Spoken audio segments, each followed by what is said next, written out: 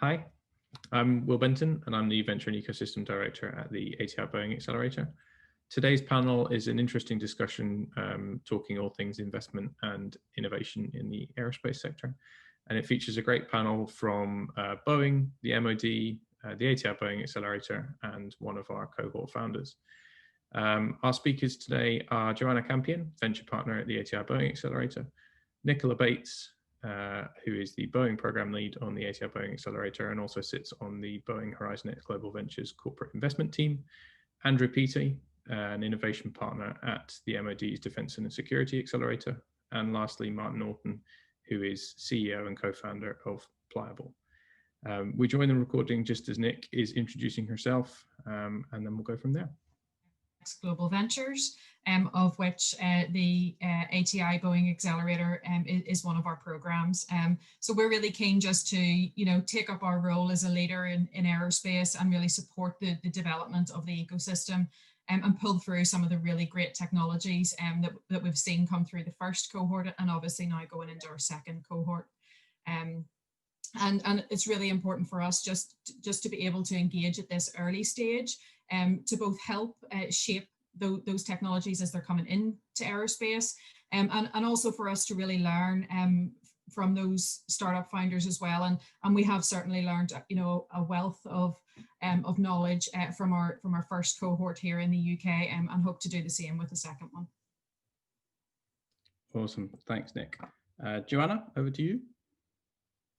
Hi, I'm Johanna Campion. I'm a venture partner to the ATI Boeing Accelerator. My original professional experience was in investment banking, mostly focused on media and telecom.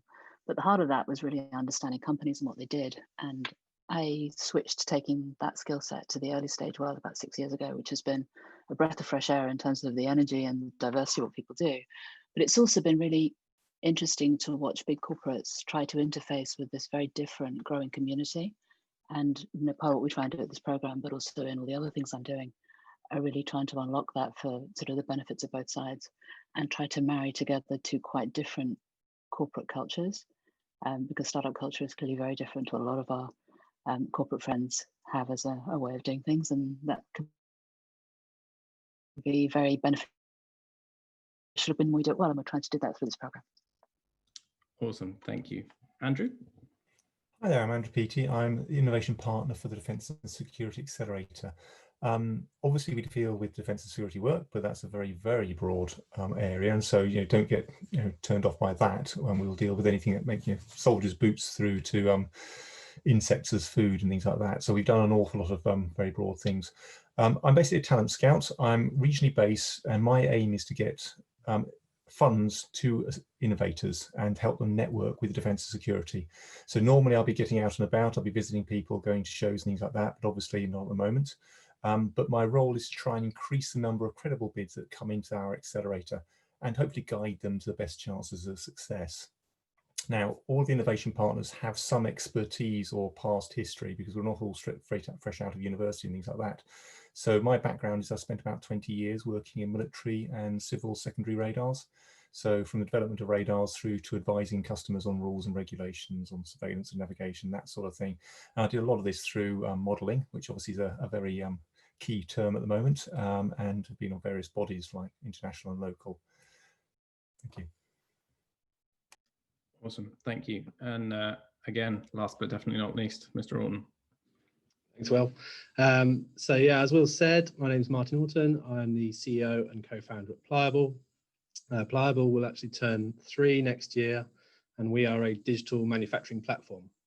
Specifically, we are focused on the challenges around manufacturing with something called composite materials. Lightweight composite materials used to be only for military or Formula One. Now their applications are much more prevalent and seeing ever increasing demand, with the global composites industry today being worth over $80 billion. We've created a frictionless B2B e-commerce platform. Our advanced software is removing barriers to development and in turn aiding the proliferation of composites adoption across many different sectors. So how did I get into this particular niche? And it's probably no surprise that it came from a technical background.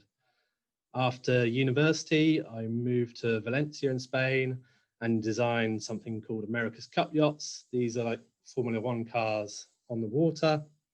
And then I did a brief stint in the real world of Formula One. And then I had the idea to start my own design and engineering consultancy, which we ran successfully for 7 years prior to starting Plyable. In that time, there's been a huge change with modern processes like 3D printing, having enabled rapid prototyping and spurred innovation. However, the real business of manufacturing still relies on decades-old spreadsheets and emails. We noticed how other industries had embraced technology and felt that now was the time for manufacturing. That starting moment was 3 years ago. We now have a fantastic team of 10 people supporting our product development, order fulfillment, and sales activities for our customers on 4 continents. I met most of this panel as part of the cohort on the ATI Boeing Accelerator program. And as part of that, we worked with GKN Aerospace, which is a global tier 1 supplier, and showed that with Plyable, we can provide tooling to be 44% faster and 20% cheaper than their incumbent suppliers,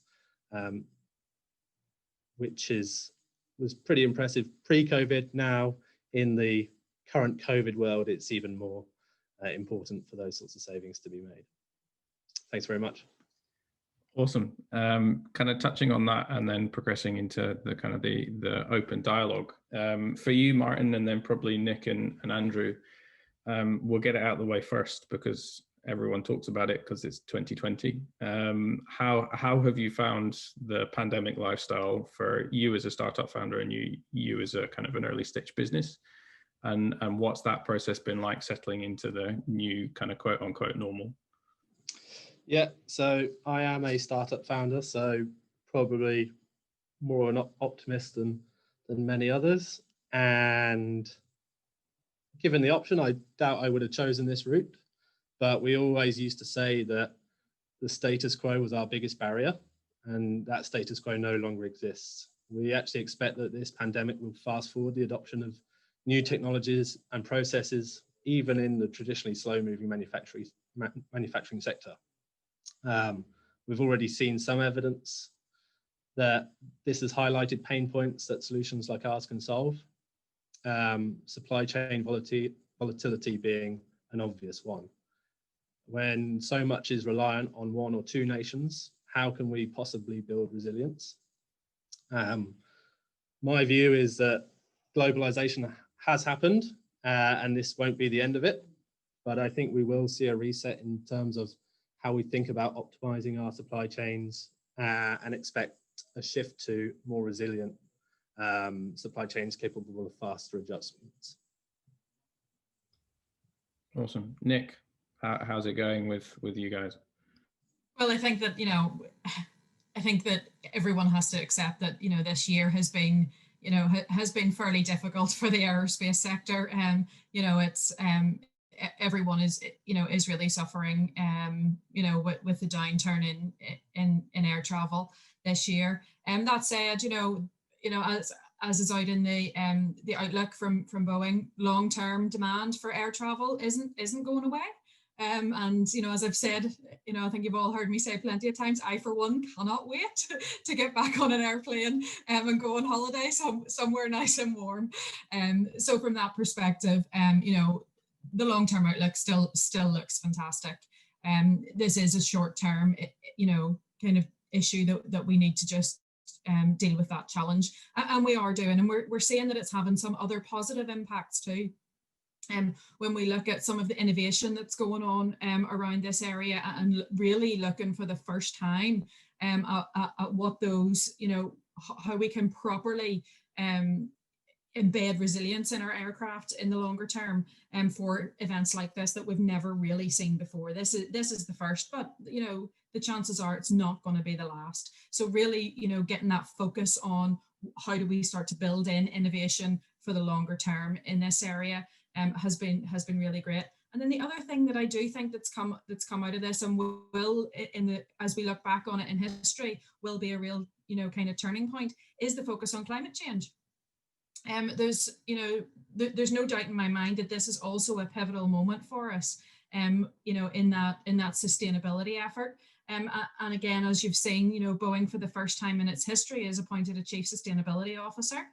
And that's another really positive step forward, looking at our impacts, not just from a climate perspective, but across the spectrum of sustainability. And again, I think that's going to be a real kind of powerful and positive step forward that we're going to get out of this year.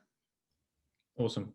Hold that thought, because we'll come back to it. But Andrew and Johanna, more on the kind of the scouting, talent and investment side. How has this year been for you both? Just looking at very parochially, Defence and Security Accelerator, because we're considered to be one of the faster bits of government. And so come March time, we were pushed to the fore and told to take hold of COVID competitions and stuff like that. And as a result, it's like drinking from a fire hose. It was ridiculously busy. We saw more work coming through us in about 2 weeks than we've seen in about 3 or 4 months. So that pushed it through. And obviously, there are a lot of people there who perhaps weren't ready for market, I suppose is the best way of putting it. And so we had to do an awful lot of sifting. So that's on one side. So we did some competitions on ambulance sterilisation, and we acted as a gatekeeper for COVID innovation. Like, we suddenly got an awful lot of networks into the NHS and the military and things like that about how to move things forward. And we were just some cases just acting as a revolving door. MOD as a whole has taken on a role acting for COVID, in that they obviously, the Nightingale hospitals and things like that are staffed to a large extent with some military people, and there's an awful lot of supply and logistics and things behind the scenes which the military are doing, but it is still business as normal. We know that if there is suddenly a war or a complication or something like that happening, the military have to deal with it. So we've still got to carry on training, we've still got to carry on building, which means we've still got to carry on with the innovation and things like that. On the bright side, we have got a lot of innovators out there who are suddenly sitting on their hands because they haven't got their normal job, and then they're suddenly thinking, well, hang on, why don't I think about things and come up with some bright ideas? And then they start looking for free money, which we do, and so therefore they come to us. And so there's quite a lot of new people coming in through us as well, who perhaps wouldn't be the normal ones. However, we've also, lost staff members to COVID. It's not the bad news. This is because they've been moved into other bits of government and are now managing part of the COVID results. And we've lost, getting on for about 10% of our staff, at least probably 20%, going into other areas. And all promotions, it's great for them, but it means that we've got to sort of backfill. And can I mention Brexit?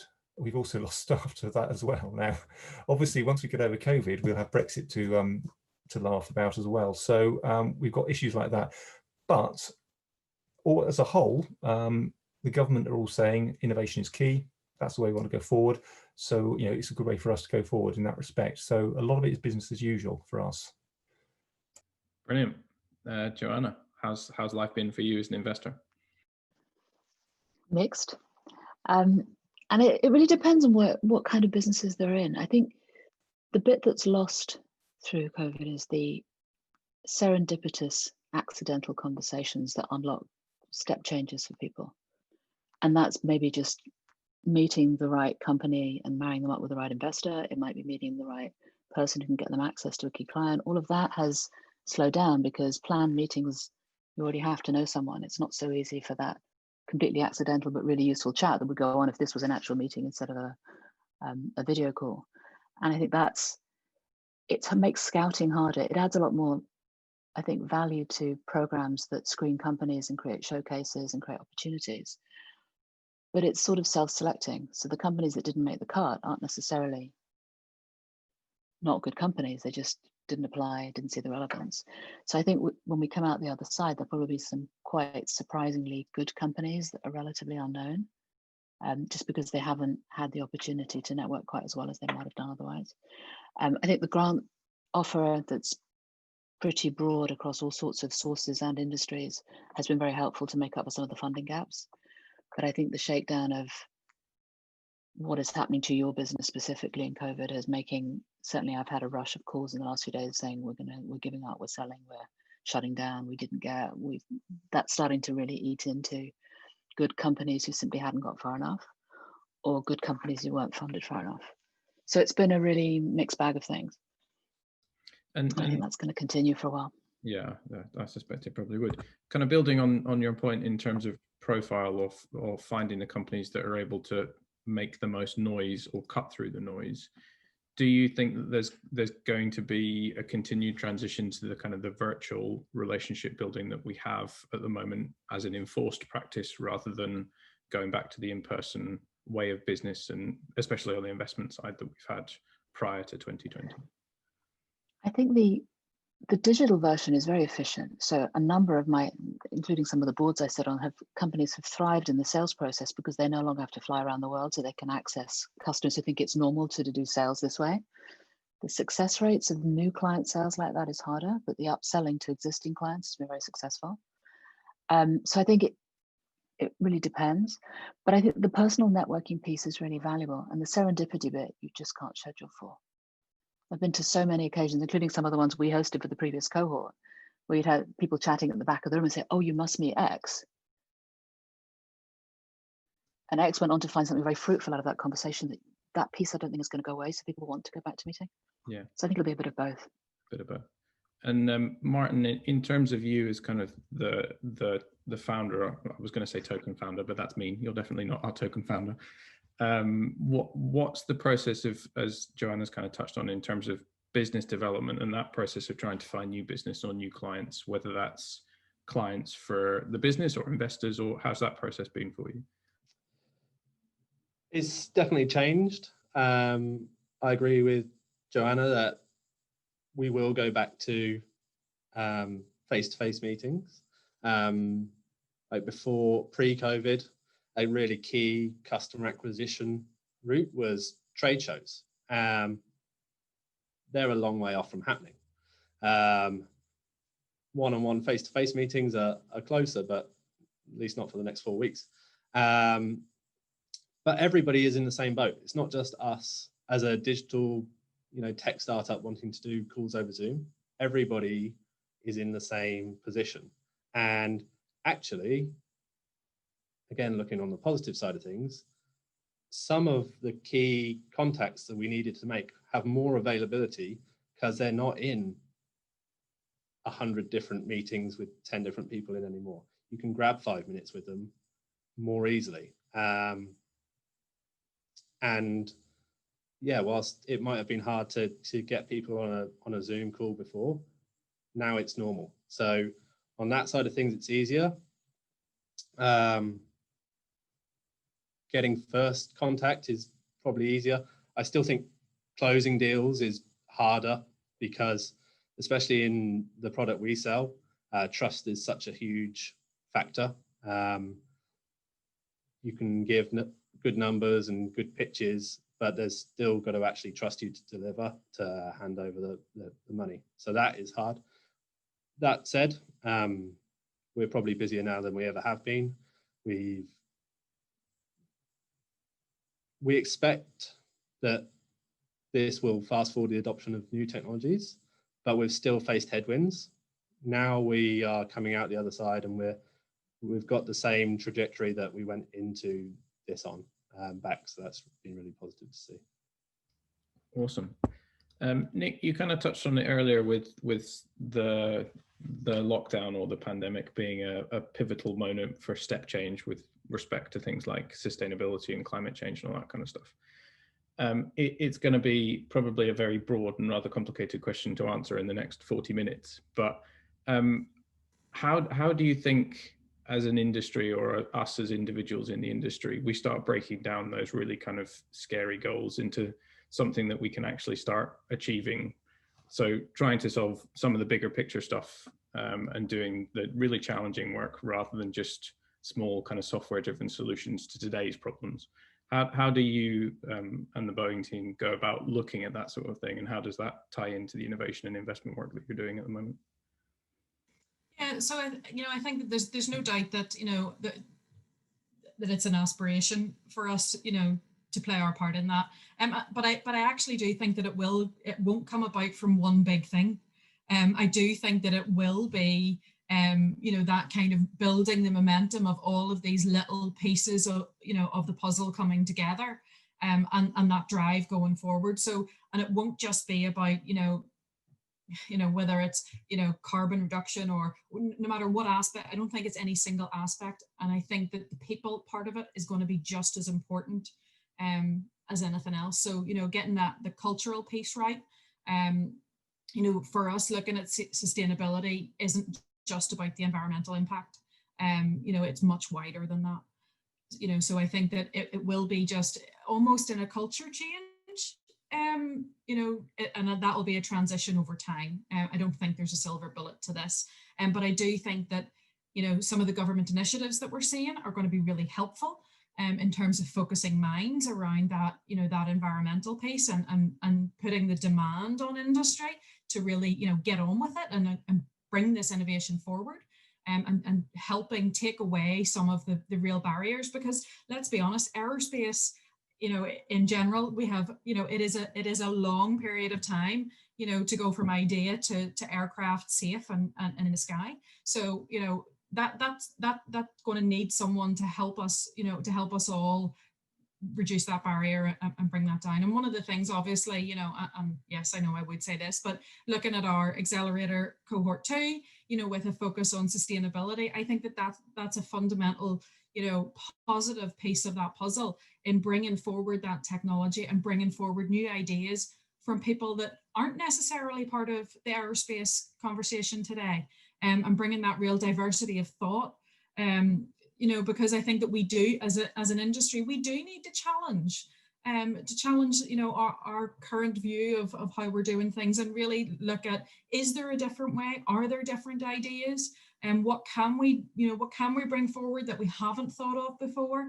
And really finding a place where they can where we can surface some of this innovation and bring it to the top, because I think that it does get crowded out by the big ideas and the big challenges. And I think there are so many little challenges that we could meet through innovation, that actually, the sum of those would be just as powerful as some of these big fundamental changes at the top. Thanks. Andrew, you kind of touched on it earlier with the COVID response early on in the pandemic, with you guys kind of drinking from the fire hose. How do you go about identifying the problems that you then try and scout innovation against, and how does that kind of then plug back in to the MOD or the various parts of the forces?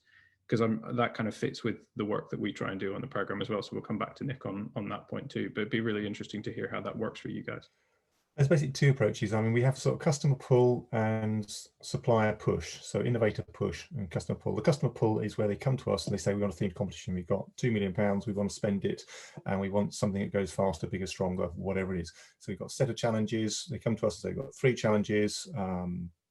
We want to make UAVs that can go into a building, scout around and come out again without getting lost, without, things like that. So there's a set of challenges, and that's the customer pull side. And so they're quite strict about what they want, and we can put things into them. They're either in scope or out of scope. And so if you look on our website, you can find those sort of things. Anybody can look at the website, and if you come up with an idea that you think is going to solve that problem, then go for it. Fill your boots. That's a great way of doing things. However, my role is perhaps also more on the other side, not only to help scout the people who are going to do those ideas, but when someone comes with me and says, I grow daffodils, and I'm going, right, you grow daffodils, that's great. Daffodils have got an extract which can be used in curing of Alzheimer's. I'm going, yeah, that's great. Alzheimer's is like nerve agent attacks. And you go, right. Now we're talking, and this is just around the Salisbury issues and things like that. And so I had a daffodil farmer from Wales who was starting to talk to me about how his daffodils can actually help nerve agents and things like that. And so that's where the sort of serendipitous, the sort of disruptive innovation is going to come in, because I don't know how many people in the army would consider about growing daffodils as being a resource that they want to actually have. And so that's where you're coming from. Is you sometimes have that idea where someone comes along and says, it's equivalent to the in early 1900s when someone says, I've got this thing called an aeroplane. And the cavalry officer's going, what do you want one of them for? Sort of idea. And then you have those conversations about the way forward. A lot of things, I mean, listening to Nicola talk about how things are getting greener, you'll probably find that the military will get greener, not because it's their primary aim to be green, but because they want to stop putting bodies in harm's way. And so we're going to use, and one of our competitions is teleexistence, how to sort of project experience of someone's operations forward and things like that, how to stop having to have an aircraft full of people fly over a dangerous area. Why not have a drone do it? And all those sort of ideas. So, we don't want to transport fuel if we can help it, so let's try and use solar panels. All these sort of areas are ways forward, which might be disruptive. We might not know how to actually do it ourselves, but people coming to me will come up with a bright idea. And there's obviously the other side where someone's come to me with a perpetual motion machine and I'm going, that'll never work. But that's the other side of my role, is if I can shoot down someone's bright idea as fast as possible, it saves them effort in selling a house and trying to put it to market. So that can sometimes help as well. But obviously it's never a good thing to take someone's baby and shoot it. Oh, no. That's never pleasant. Nick, kind of coming back to you, in terms of the kind of the small wins that actually contribute to solving the bigger picture and the bigger problem, how do you identify those problems internally, and what's the process for then going out and kind of doing what Andrew's just kind of talked about in terms of scouting the early stage innovation or technology that's being developed that can then help solve those problems? Well, I'm sure, as you can imagine, Boeing has numerous ways for that to happen. If it's directly related to one of our programs, clearly we've got supplier management in place to help those programs go out and scout the specific capabilities that they're looking for. Equally, if it's at a more enterprise level, that might be through some of our R&D functions. And equally, it may also come over to us in Horizon X to help with that, maybe through a partnership. So it really depends on where that kind of ask or need is being driven from, if I'm honest. And then obviously we have lots of outreach programs. So we partner with universities, and we partner with different R&D organizations, different other industry partners on lots of programs right across the world. So I don't think that there's a really simple one answer to that, Will. I think that it really depends on where it's being driven from. Yeah, and kind of building on that, given your kind of investment focus as well, how do you balance finding, once you found a company that could be a kind of a supplier and also a potential investment, how do you balance the need for finding good investments as well as good suppliers, if that makes sense? Yeah, so I think that, again, for us, it doesn't have to be both of those things. And we are both a strategic and financial investor.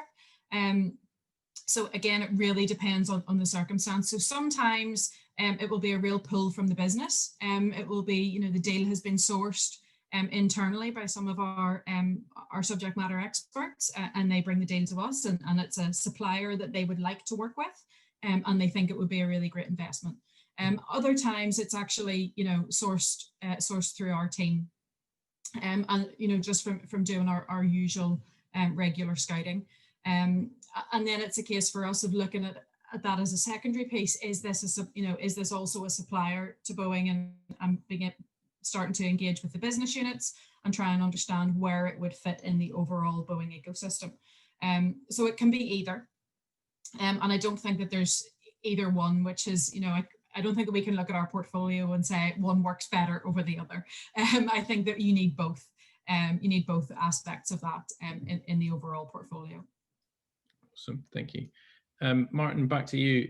In terms of kind of touching on what Nick's just said with balancing the need for financial and strategic investors, how do you, as a kind of an entrepreneur leading the team, go around finding the right balance of those two types of investors, and what benefits do either or both bring to you from your experience?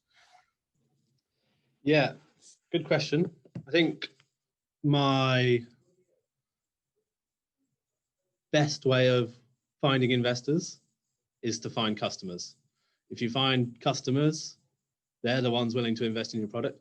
Generally, the others follow. And it's no accident that we applied to be part of the cohort for the Boeing Accelerator. We had good traction with tier 2 and tier 3 suppliers, but we knew that in order to develop our product, we had to generate closer commercial relationships with the tier 1s and the OEMs. And that was really our goal to get out of the activity during the Accelerator program. we spent a lot of time working with GKN, who was another partner to the program, talking to them, finding out their needs, and that has translated into a commercial relationship. The work is ongoing with Boeing, and I suspect will carry on going. But you know, it's difficult times for everybody, so appreciate the challenges, plus the monster behemoth that is the size of it just means that it moves at the rate it moves. You know, we're a fast, agile startup. We want deals done next week. Things don't happen that fast.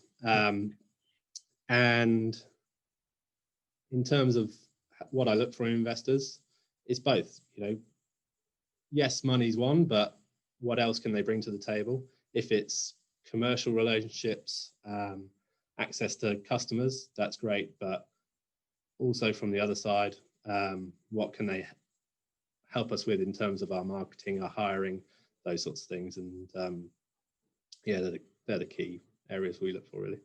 Awesome.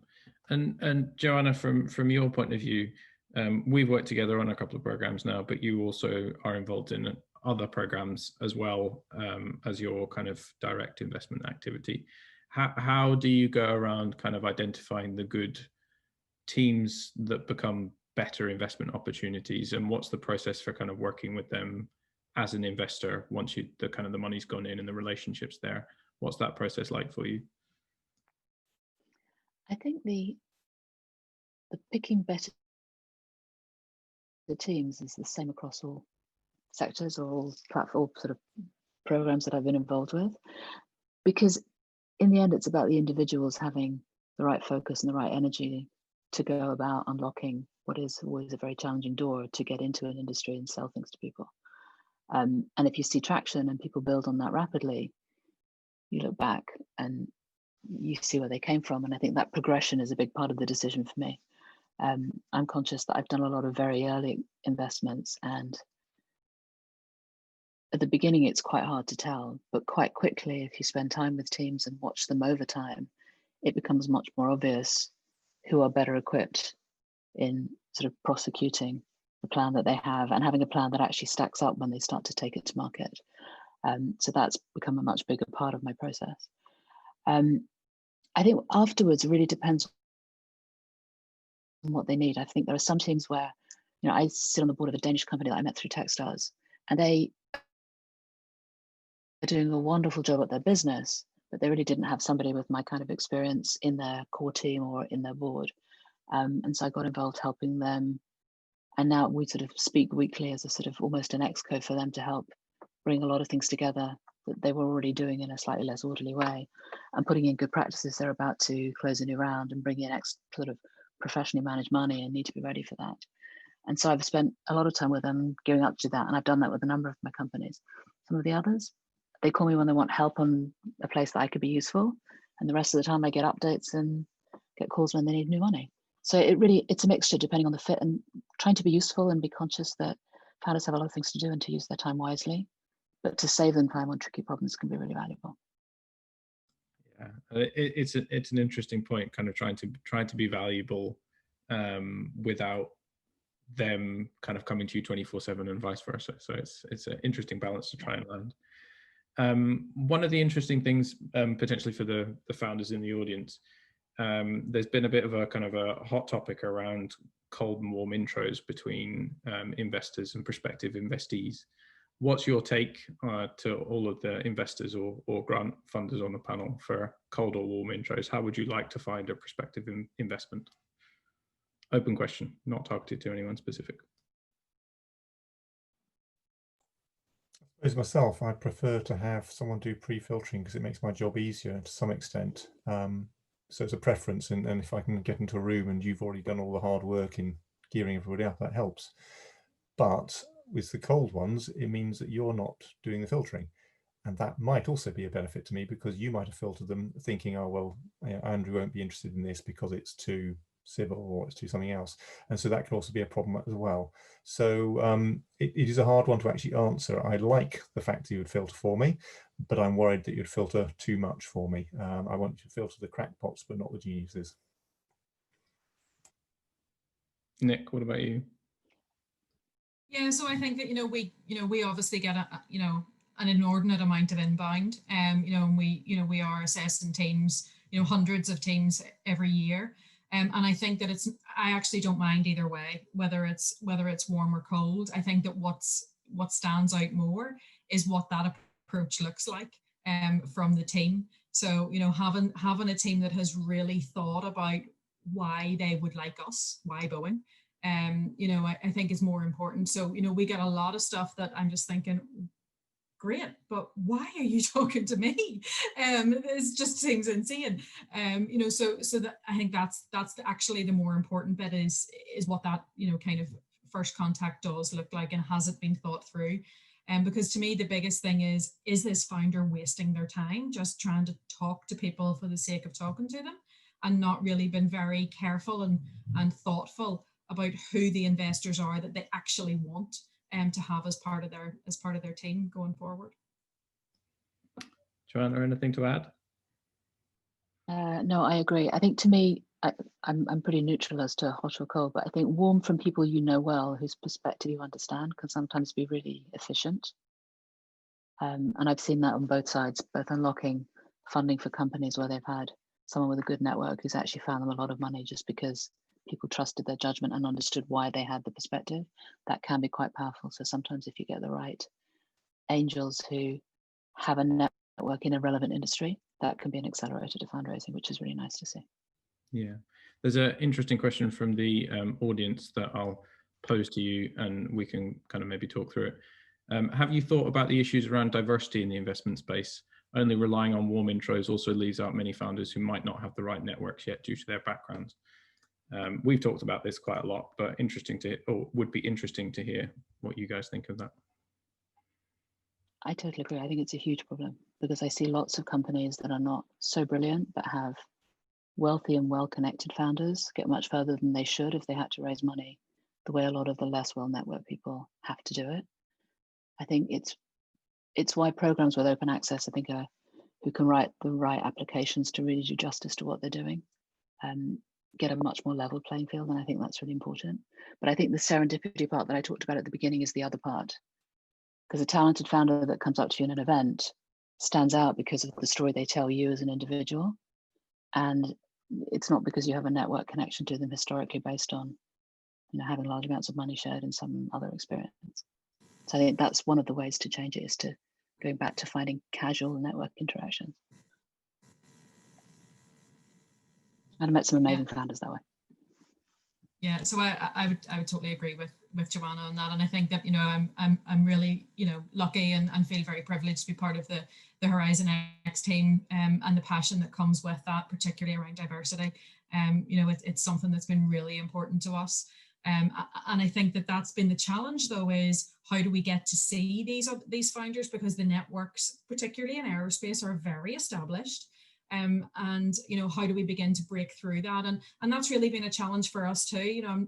By no means have we got the perfect setup here either, but it's something that we're really consciously trying to work on, is to make sure that we are finding ourselves in places where we wouldn't ordinarily have been, and that's why for us it's about making sure that we do begin to get that visibility, and those serendipitous kind of interactions can have a place to happen. And I think that each of us, on a personal level, within the team have all done and tried little tweaks to what we normally do to try and find those, and whether that is by actively seeking out or pulling from the list and saying, okay, these are the ones that look diverse, so we're gonna put more effort into looking through those, and really trying that. And again, it's a trial and error thing for us as well, to try and find out what is the best and most efficient way to do that, and it's something that we will continue to work on. Yeah, so kind of building on top of that, and diversity has come up a few times in responses to questions. How do we collectively, or what are we all doing collectively to start driving forward the kind of the ecosystems, whether that's from a diversity point of view or whether that's just from a more the kind of the crazy ideas and blue sky thinking that is going to push us collectively forward, whether that's solving climate change or making aerospace more sustainable. What's that process with each of your kind of respective outlooks at the moment? And then Martin, maybe we can have a bit more of a founder focused kind of idea on that, given you're the founder on the panel. But you kind of touched on it, Nick, but anything else to add on that point of view? No, I think that it's just really about, whenever, being more thoughtful and intentional, about our program. So when we are, and I don't need to tell you, well, you've been fantastic for us on this front, really being intentional about our outreach, when we're trying to find new companies to work with through our accelerator programs, to really try and attract those. And I think that, our numbers on that, speak for themselves. We've done extremely well, and we're really proud of what we've been able to achieve on that front. But again, for me, diversity isn't just what it looks like. It's diversity of thought. Because I think that the culture that we have in aerospace is a very monoculture. So for me, it's about bringing people from different backgrounds, with different experiences, that didn't come through the aerospace factory of aerospace employees, and to really challenge our thinking. So I don't necessarily think that that's just on race or gender. I think that it really is on experience and outlook, that we need to get those diverse teams through, and those innovators to come and really help us challenge our thinking. And Andrew, on the kind of defence side of the table, you kind of referenced drinking from the fire hose earlier, but how does the kind of the ecosystem development and diversity angle tie into that? Sorry, it didn't work, I'm muting. I agree completely with the idea about encouraging diversity, not because I'm particularly going for people's rights and things like that, but exactly as Nicola said, if you've got a diversity of people, you've got a diversity of ideas. And that's what we're after, because like I say, you go for a standard defence-orientated company like British Aerospace or what have you, great set of people, I'm sure, but there'll be a certain amount of groupthink there. So like 40% of the people we deal with have never come to defence and security before. So we're their first application into the defence and security realm, which, like I say, the aerospace team is hard to get into, and defence and security exactly the same. You've got the standard people turning out the sandal handles. Things like that. So more than happy to try and get to the new people, and they're the people that hopefully have the good ideas. And one way we do this normally on a normal day would be to actually go out and visit, and like Johanna was saying, we would actually go and have those serendipitous conversations at back of some sort of trade show or what have you, in the middle of Wales or wherever, or something else like that. So we go to these shows, we'd have the conversation, we'd drag people onto the stand and say, you look vaguely interested, have you considered, sort of thing, and pull them in. It's a lot harder now, but one of the things we're doing is we're joining up with the Welsh Government. We're going to be doing a virtual roadshow across Wales, county or region by region, that sort of idea, where we just put the invite out for anybody and we will chat to them. And like I say, my virtual door is always open for a chat. And as a government, we've got to be seen to be fair, if nothing else, so anybody can put an application in. Literally anybody can put any application in and it'll be treated exactly the same. We don't have a fast track for kinetic or anything like that. Everybody gets treated the same. Obviously the better written ones will go further, but that's life. I mean, if you had a really great idea and you don't express it very well, that's unfortunate.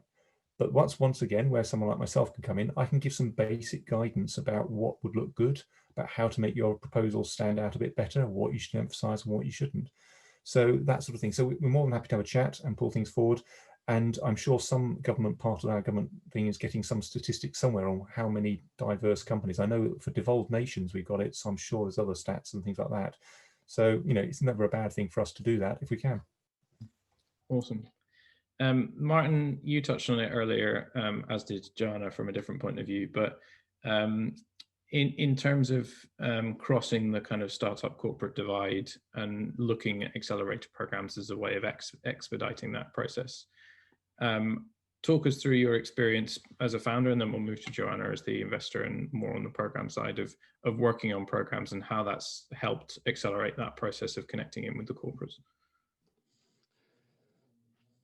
Yeah, so as I stated earlier, our targets in the early days were tier 2 companies with very simple, or much simpler, not necessarily simple, but much simpler organizational structures where getting to the key decision makers was an easy process. You knew whether the person you were talking to actually controlled budget or not. In enterprise scale businesses, you never really know unless you're very far up the tree. And so just for us as a team of 10 to get anywhere near the gatekeeper on a team of 100,000 plus was really, really tricky. And we needed the warm intros that these programs offer in order to get there. And we must have had, well as the events that the accelerator organized, probably 30 separate pitches to various teams within GKN and Boeing to get as many different stakeholders and as many different levels, many different sites aware of what we're doing. And you only need one to get it and give you a shot. So that was our strategy: relentless determination, get a name and go after them. But we just wouldn't have got through the door without the intros from that the accelerator offered. And Johanna, in your experience working with this program and the cohort and the other programs that you've been involved in, is that true of all kind of corporate accelerators or corporate programs where you match startups creating innovation and the corporates who have the need for the innovation? It's definitely the purpose, but it's varyingly successful depending on how well formulated it is on both sides. So we've tried very hard in this program to choose companies which are ready, truly ready to do business with our corporate partners with the standards they're going to have to meet of maturity. Some of the other programs are much earlier, or some of the other corporates who are in those programs or running those programs are less clear on their side what it is they're trying to get out of it, apart from a general innovation read. And I think that process of understanding program by program what is really on the table and what is simply a networking opportunity to go and work out how you turn that into a sales network can vary a lot from program to program. And I think what's important for startups who look at programs is to work out why are you doing this one versus that one. And if you get the right program at the right stage of your business, it really truly accelerates either your sales process or your development pre-sales to the extent that you're a very early stage business. And if you join too soon or too late, it doesn't work. And that's quite a tricky matching decision. And I think these days when a lot of programs are going to be virtual for quite a while, you can also start applying to programs that are far from home without having to up and leave your business locally. And that can also be very useful to getting into a network that's going to be critical for the future of your business. And so we've seen a very extensive international application group, to both cohorts so far, because there's a lot of interest, because the UK is an interesting place to come. Our sponsors are very high profile, but also when they could travel, they were willing to, but even if they can't travel, there's a lot of value to doing international business. And I think that's the other part that can be very important. Yeah. And so as a startup, you kind of need to know why, but I think as a corporate, that process of working out what are they doing it for and what do they want to get out of it is often a journey that they're also on. Boeing's different because of the size and scope of what they've already done. But for some of them, programs like this are often a first step in their innovation journey, not an output. And so it varies a lot. Yeah. Andrew, Johanna's just kind of touched on an interesting point from internationality. How does that work with the kind of calls for applications or the program cycles that you guys run in terms of global expertise for the challenges that you're trying to solve? Is it UK specific solutions, or is it kind of broader than that? We go international two ways. One is we have an innovation partner whose job and role is international. So we have 12 UK-based ones, because obviously we're trying to prioritise UK.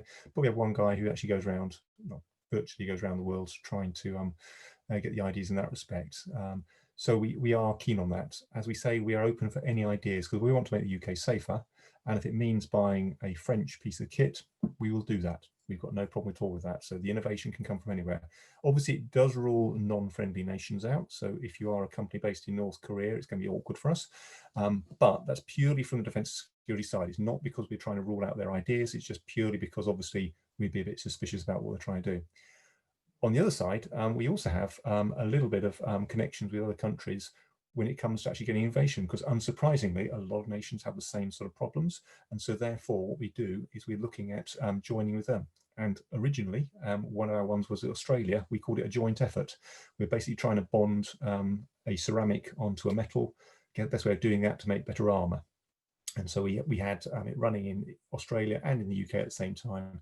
And we've done ones for trying to destroy chemical munitions and biological munitions alongside the Americans. Now, obviously, the benefit of working with the Americans is they have vast pots of money.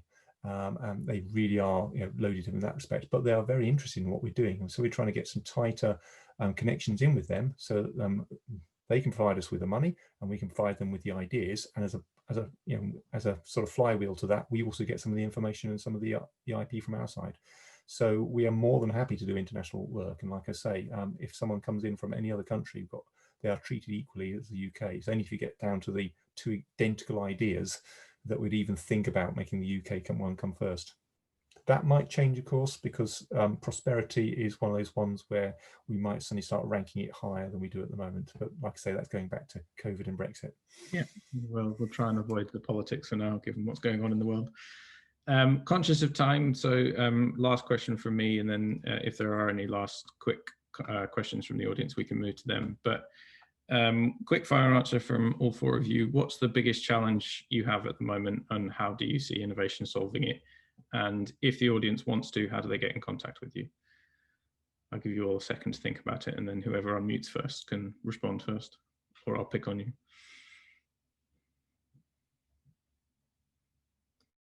I think for us, it's probably AI. Sorry, have I got there first? For yeah, us, it's probably AI, not because it's a particular question or role or what have you. It's just that it's like saying I want a computer. Currently with AI, you'll find the military or something say, "Oh, we want AI to do something." Yeah, great. What do you mean by that? What is the problem set? How are you moving it forward? And it's very hard to actually say it. I mean, apart from saying we want a Terminator or something like that, which is not going to happen in the near future anyway, how can you make people's lives easier with AI? And that's what we're really looking at. So I think that's the biggest problem set for us. And like I say, we've always got issues about that in that respect. Come on. Okay, so probably my biggest challenge within the business, there's lots of challenges, what we're doing is hard, but my biggest challenge, and I touched on it earlier, is instilling trust in what our technology and product delivers is actually going to deliver that value to the customer.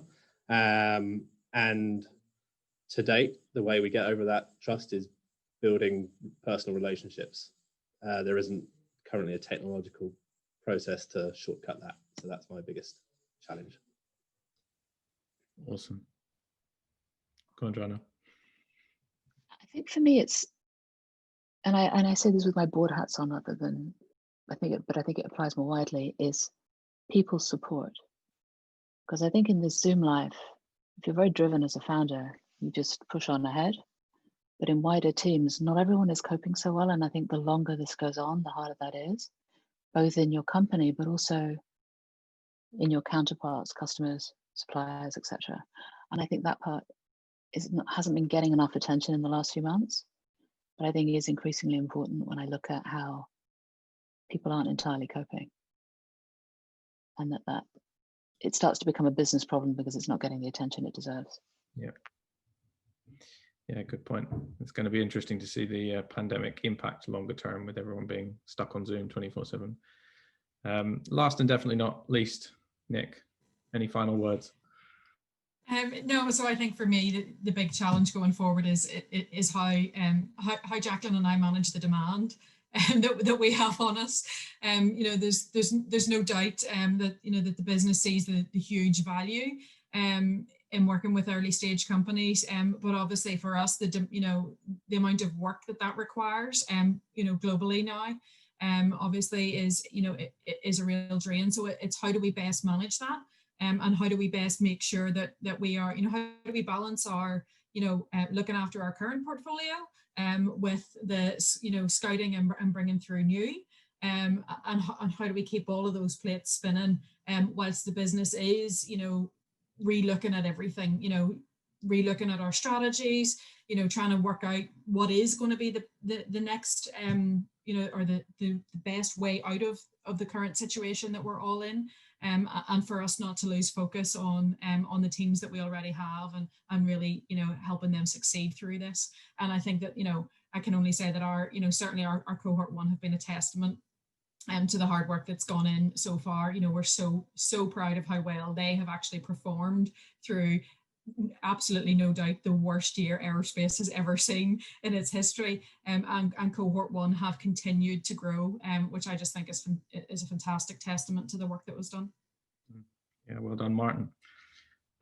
So thank you very much, all 4 of you, for your time. It's been a fantastic conversation. Look forward to watching the recording back as of next week. For anyone that missed the beginning of the chat, as I said, the recording will be up on the ATI Boeing Accelerator YouTube channel next week. If you would like to get in contact with any of the speakers, feel free to get in touch with us, and we'll introduce you. hello@atiboeingaccelerator.com is the easiest way to do that. That goes to the program team, or you can reach out to me directly. I'm wb@atiboeingaccelerator.com. Thank you again, panel. I hope it hasn't been too much of a drain on your afternoon. Very much appreciate your time, and have a good rest of your day. Thanks, Will. Thanks, Will. Bye. Thanks very much. See you.